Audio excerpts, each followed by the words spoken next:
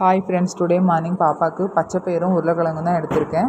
நான் வந்து இன்றைக்கி ஃப்ரூட்ஸ் தான் கொடுக்கணுன்னு இருந்தேன். ஃப்ரூட்ஸ் இல்லாதனால சடன்லியே அந்த முடிவெடுத்ததுனால பச்சைப்பயிரை வந்து நான் ஊற வைக்கல. இல்லைனா ஒரு 2 hours முன்னாடி ஊற வச்சு அவிய போட்டால் சீக்கிரம் வெந்துடும். நான் ஊற வைக்காதனால எனக்கு கொஞ்சம் லேட்டாக தான் வேகுனுச்சு. நான் உருளைக்கிழங்கையும் அது கூட சேர்த்து வேக வச்சுட்டேன். நல்லா ஒரு 1/2 hourக்கு மேலே மூடி போட்டு நல்லா சிம்லேயே வேக வச்சு அதுக்கடுத்து அதை மிக்சியில் நான் அரைச்சிக்கிட்டேன். நல்லா ஒரு கூழ் பதத்துக்கு வந்துட்டு பார்க்கவே உங்களுக்கு தெரியும், நல்ல கன்சிஸ்டன்சியில் வந்துட்டு. இப்போ வந்து நான் பாப்பாவுக்கு கொடுத்தேன். நான் வந்து அவளுக்கு உப்பு சேர்க்கலை. ஃபஸ்ட்டு கொடுத்தோன்னே அவள் முகம் ஒரு மாறி போணுச்சு, உங்களுக்கே பார்க்க தெரியும். அதுக்கடுத்து அவள் வந்து அதை சாப்பிட்டா.